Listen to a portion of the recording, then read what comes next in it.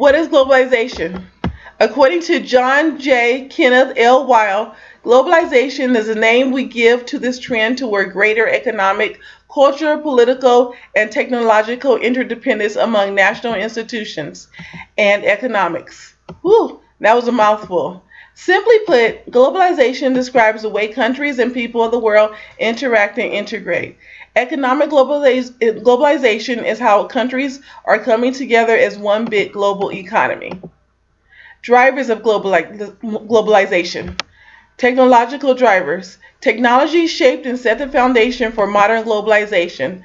Innovations in the transportation technology revolutionized the industry. The most important developments among these are the commercial jet aircraft and the concept of containerization in the late 1970s and 1980s.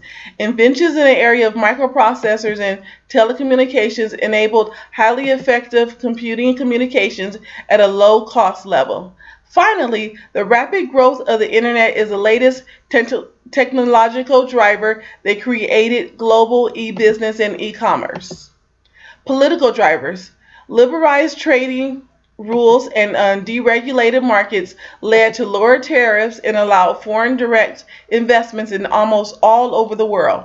The institution of GATT, General Agreement on Tariffs and Trade, in 1947, and the WTO, World Trade Organization, in 1995, as well as the ongoing opening and privatization in Eastern Europe, are only some examples of the latest development.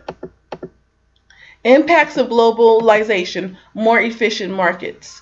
Efficient markets should be what every economy strives for. Essentially, the sign of an efficient market is where there is an equilibrium between what buyers are willing to pay for goods and service and what sellers are willing to sell for goods and service. You can improve the way you produce a good or service by doing such things as outsourcing certain processes or buying from an overseas supplier that offers discounts. You can then afford to lower your selling price, which results in increased demand and affordability. Stabilize security. When your economy depends largely on another country's economy, it's hard to imagine either one of the countries attacking the other.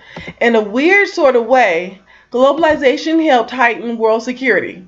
Although this may seem kind of twisted, since there's so much violence that still goes on in the world, the fact remains that globalization has halted many conflicts that could have turned ugly, and their country's financial health didn't depend on the other. List of pros of globalization. Free trade. Once upon a time, nations were not able to trade freely with one another due to the barriers that stood in their way. Companies in varied nations across the world are now able to trade with another, thanks to reduction of restrictions on importing and exporting. The consumer and economy benefit. Consumers are able to lower their costs and enjoy a much wider selection of products to choose from now that foreign companies can reach those who do not reside in their country. They are able to tap into markets that they were unable to reach before. Competition between countries drives prices down. The companies have greater access to more countries, which allows them to sell their goods and services to wholesale retailers around the world. There's a list of cons of globalization.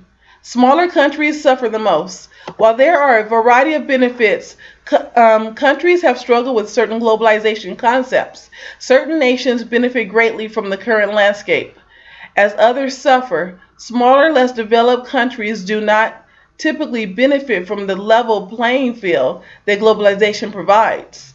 2. Leaving developing countries behind. Economists have argued that developing countries are at an increased risk of being left behind. Globalization encourages free trade, which does not provide a developing nation with any protection that they need in order to grow.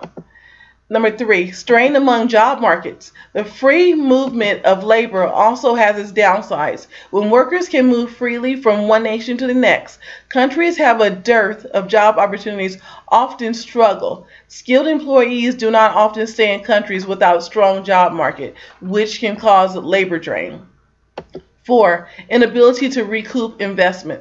For countries that rely on public funding for their secondary educational system, this can be disastrous. Residents of the country utilize publicly funded colleges to bolster their skills for the job market, then take the talents of other countries. This leaves their home country with very little recourse to recoup their considerable investment.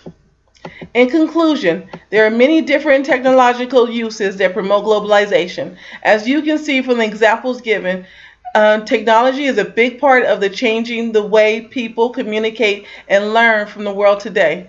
People are starting to rely on technology more and more to communicate globally instead of traveling to places that are far away.